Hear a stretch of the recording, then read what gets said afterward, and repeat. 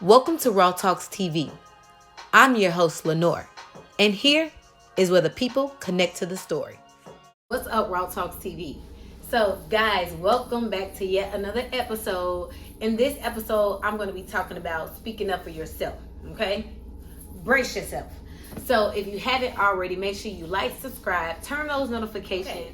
So, number one, a lot of people feel that they don't have the opportunity to speak up because they've never been listened to before, right? Or always been told to shut up, your opinion doesn't matter, be quiet. Or if you were like me, you were that kid in school who talked a lot and always got written up for parent-teacher conferences saying, hey, she's done well in all these other areas, but she's a little chatty, right? So a lot of those things can hinder you and keep you from actually feeling like you have a voice and want to speak up for things in the future if you experience things like that, right? So you have to heal from the aspect where you feel like you don't have a voice, because everybody has a voice. Everybody has an opinion. Everybody has something to say. Whether people agree with you or not, that's not really your business. But you have to be responsible enough to say, you know what? I have a voice, I have an opinion, and my voice matters, right? So that's number one. And number two, speaking up for yourself commands authority. It commands people to treat you a certain way. When you're quiet and you let people walk all over you, you're going to have friends that are super dominated, friends and people in general, co-workers, bosses, that feel like they can say and do whatever, and you're not going to say nothing, because you never say anything. And then you go home and you moan and groan to your family, your friends, your kids about how people are treating you at work or wherever, at church, at small gatherings, or whatever the case may be. But the blame should be on you because you didn't speak up for yourself. I don't care if that's in email form. I don't care if that's verbal. I don't care if it's on the phone. I don't care how you express it. You need to express yourself, because the only person that's being hindered from not speaking up is you. And another thing, so when you think about speaking up, you're not just speaking up for you. You're speaking up for people who are in similar situations as you.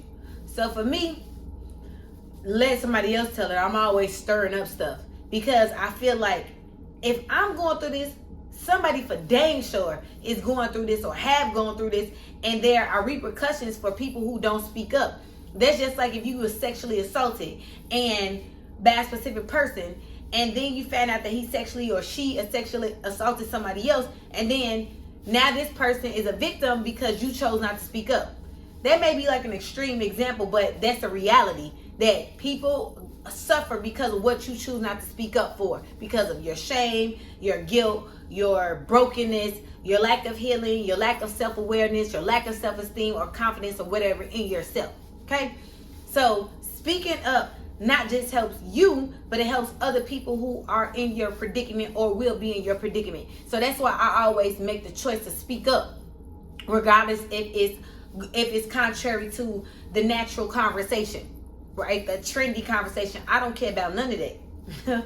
Ask anybody. I don't care about none of that. I'm always a person that will speak the total opposite, because sometimes being in the crowd, being in the wave, saying the common thing is not the thing that should be being communicated at the time, because it's not helping nobody. Okay? And the last thing I think that I would say is, when it comes to advocating for yourself, whether that's with a phone company, a leasing agency, a landlord, a manager, clients, family, whoever, you need to advocate for yourself thoroughly. If you felt disrespected, say, I felt disrespected. If you feel like somebody made an oversight pertaining to your bill or pertaining to anything pertaining to you, you need to say, I know that was an oversight, or you misjudged it, or that was an error on your part, especially if you knew you did something right. And always have the documents to prove it. Black and white is your friend. Email correspondence is your friend. Screenshots is your friend. Don't just be thinking, oh, okay, well, they're going to email it to me now, because something can happen in the system where that communication didn't get properly transferred to your email. So you need to be screenshotting everything, taking notes, writing it down, because you just can't go out people's words nowadays. You got to have the proof to advocate for yourself. If you don't advocate for you and speak up for you, who will? Who will? You think you supposed to have a promotion because you meet the criteria, all your evaluations is up to par? Tell them. No, I think y'all need to re-review this, because I'm due for a promotion. No, I think you need to eliminate this off my bill because I paid X, Y, and Z pertaining to the documents from April to May. You know, whatever the case may be. No, I feel like y'all should accredit that because that was you all's fault. That wasn't my fault. I don't think that I deserve a fee. Right? Like, speak up for yourself. Don't let just people mishandle you and treat you any type of way because it's not important to them.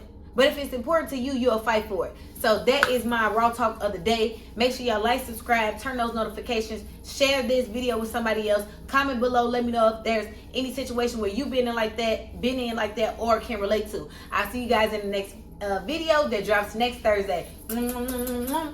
Bye.